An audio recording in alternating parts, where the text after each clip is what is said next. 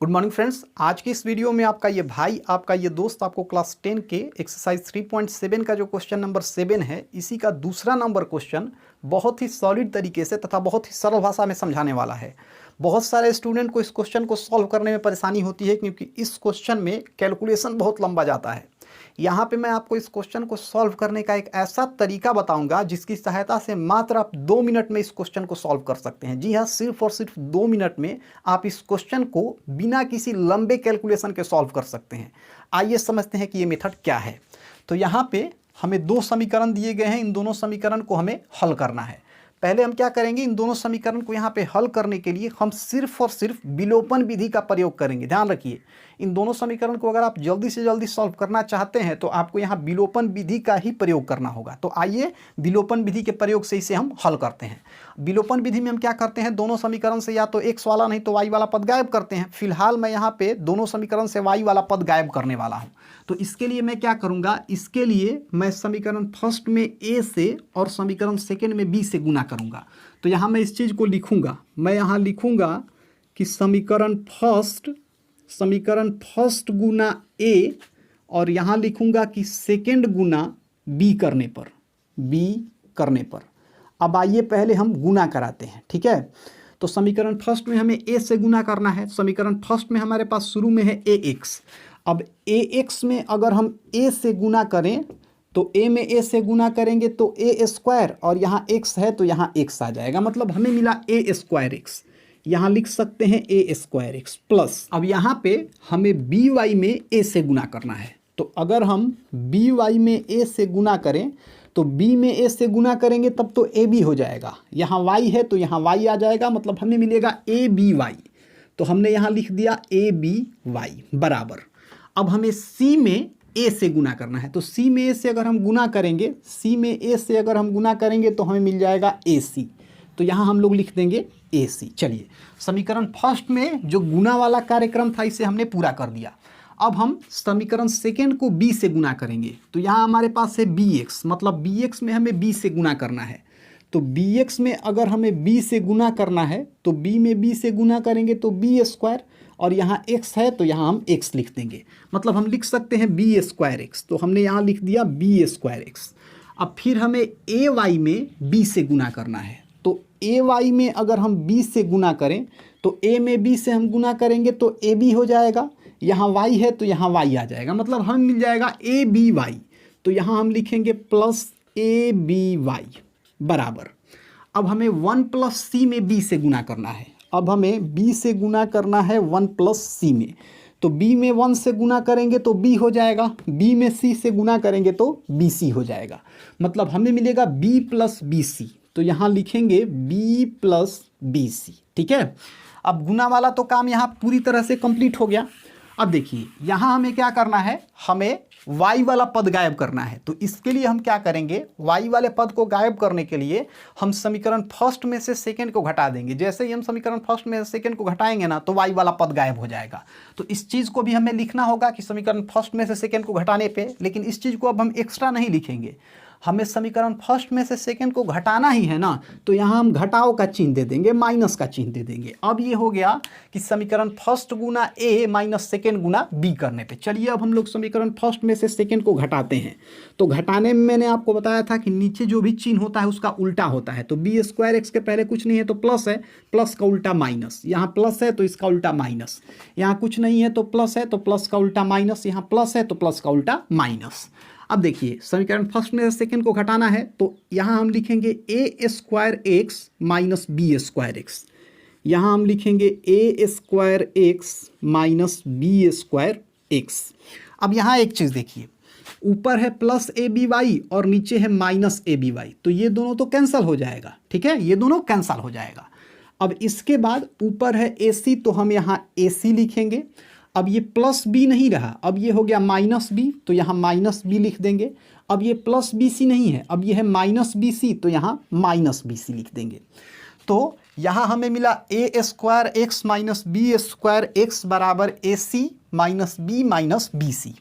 अब इसमें से हम x कॉमन निकाल लेंगे, तो ए स्क्वायर में से अगर एक्स हमने कॉमन निकाला तो यहाँ ए स्क्वायर हो जाएगा माइनस बी स्क्वायर, एक्स में से भी हमने एक्स कॉमन निकाल रखा है तो यहाँ हो जाएगा बी स्क्वायर, और इधर बराबर में ये ज्यों का त्यों हो जाएगा ए सी माइनस बी सी।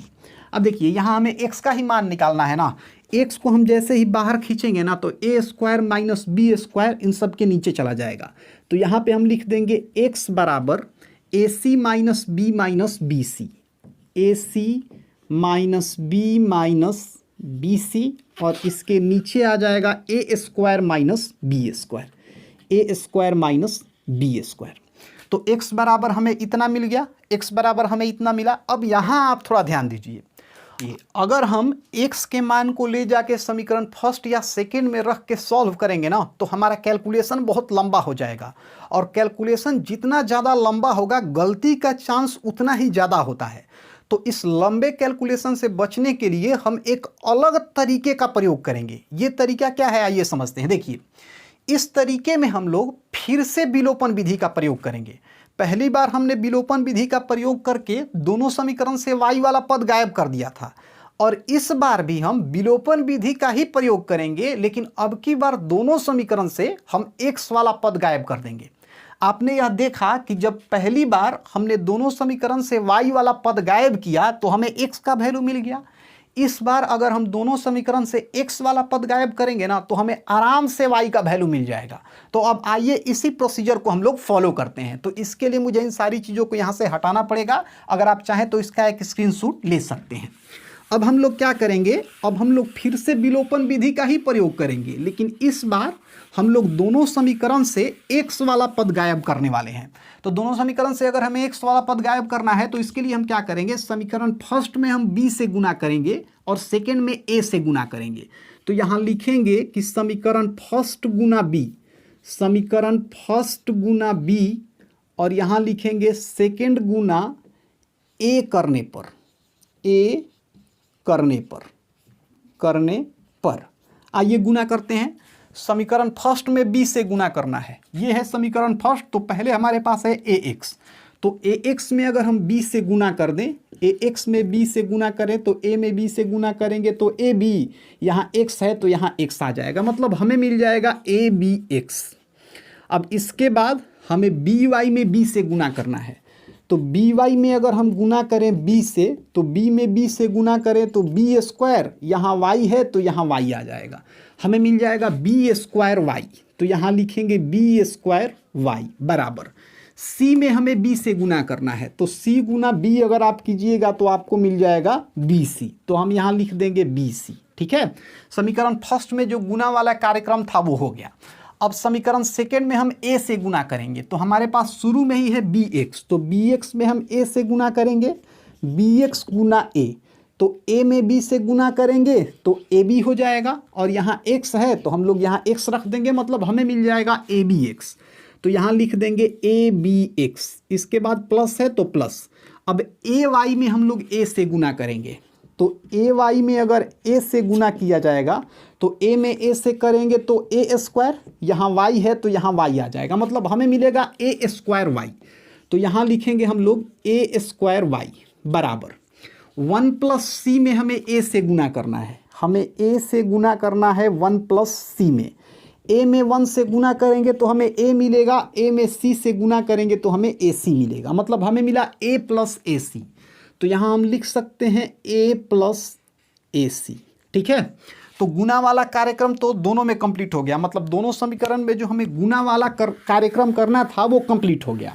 अब यहाँ पे हमें दोनों समीकरण से x वाला पद गायब करना है, तो दोनों समीकरण से x वाले पद को गायब करने के लिए हम क्या करेंगे, हम समीकरण फर्स्ट में से सेकंड को घटा देंगे। जैसे ही हम समीकरण फर्स्ट में से सेकंड को घटाएंगे ना तो दोनों समीकरण से x वाला पद गायब हो जाएगा और हमें y का मान मिल जाएगा। तो दोनों में से, मतलब दोनों समीकरण में से x वाले पद को गायब करने के लिए हम समीकरण फर्स्ट में से सेकंड को घटाना होगा, तो इस चीज़ को तो हमें लिखना भी होगा, तो एक्स्ट्रा हम नहीं लिखेंगे, हम फिर वही काम करेंगे। हम क्या करेंगे, यहाँ पे हम लोग माइनस का चिन्ह दे देंगे, जैसे हमने पहले दिया था, तो हम यहाँ माइनस का चिन्ह दे देते हैं। अब ये हो गया कि समीकरण first Guna b minus second Guna a करने पर। अब आइए हम समीकरण फर्स्ट में से सेकेंड को घटा देते हैं, तो यहाँ पे घटाने के लिए हम क्या करेंगे, नीचे जो भी चिन्ह होता है उसका उल्टा लिखते हैं। यहाँ कुछ नहीं है तो प्लस है, प्लस का उल्टा माइनस, यहाँ प्लस है तो प्लस का उल्टा माइनस, यहाँ प्लस है तो प्लस का उल्टा माइनस, यहाँ भी कुछ नहीं है तो प्लस है, प्लस का उल्टा माइनस। अब देखिए ऊपर प्लस ए बी एक्स और नीचे माइनस ए बी एक्स, तो ये तो कैंसिल हो जाएगा। ऊपर है हमारे पास बी स्क्वायर वाई और नीचे है ए स्क्वायर वाई, इसके पहले माइनस है तो लिखेंगे माइनस ए स्क्वायर वाई बराबर। ऊपर है बी सी तो हमने लिख दिया बी सी, फिर नीचे हमारे पास हो जाएगा माइनस ए और फिर हो जाएगा माइनस ए सी। ठीक है, अब देखिए यहाँ इन दोनों में y है तो y को हम बाहर निकाल लेंगे, y को कॉमन निकाल लेंगे। बी स्क्वायर वाई में y को कॉमन निकालेंगे तो हमें मिल जाएगा बी स्क्वायर माइनस ए स्क्वायर वाई से हमने y को कॉमन निकाला है तो हमें मिल जाएगा ए स्क्वायर बराबर। इधर हमारे पास है बी सी माइनस ए सी। अब यहाँ हमें y का मान निकालना है ना, तो जैसे ही y को हम यहाँ से बाहर खींचेंगे ना तो बी स्क्वायर माइनस ए स्क्वायर इन सब के नीचे चला जाएगा। तो यहाँ पे हम लिख सकते हैं y बराबर, यहाँ हम लिखेंगे इस पूरे को लिखेंगे यहाँ बी सी माइनस ए सी और इसके नीचे चला आएगा बी स्क्वायर माइनस ए स्क्वायर। ठीक है, और यही हमारा आंसर हो जाएगा। y बराबर हमें मिला बी सी माइनस ए सी बटा बी स्क्वायर माइनस ए स्क्वायर। और इसी तरीके से हमारा x का भी कुछ वैल्यू आया था। आप अगर चाहें तो इसे थोड़ा सा सीधा भी कर सकते हैं, बी सी ए सी को एक साथ लिख करके इधर मतलब अगल बगल भी कर सकते हैं, लेकिन अगर आप डायरेक्ट इतना भी लिख देते हैं तो कोई दिक्कत नहीं है, यही हमारा डायरेक्ट आंसर हो जाएगा। तो इस तरीके से आपने देखा कि कैसे हमने जो हमारा क्वेश्चन नंबर 2 था इसे हमने बहुत ही आसानी से तथा बहुत ही सरल तरीके से सॉल्व कर लिया। अब इसके बाद इसके आगे की वीडियो में हम लोग जो क्वेश्चन नंबर 3 है इसे भी बहुत ही अलग तरीके से तथा बहुत ही अलग मेथड से सॉल्व करने वाले हैं।